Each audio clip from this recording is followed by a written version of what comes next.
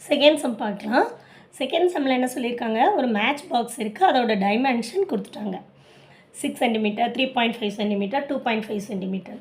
So find the volume of packet containing 12 such match box. ஒரு match பாக்ஸோட volumes கொடுத்துட்டு 12 match பாக்ஸோட volume எவ்வளோ அப்படின்னு கேட்டிருக்காங்க. ஸோ ஃபஸ்ட்டு நம்ம ஒரு மேட்ச் பாக்ஸோட வால்யூமை ஃபைண்ட் அவுட் பண்ணலாம்.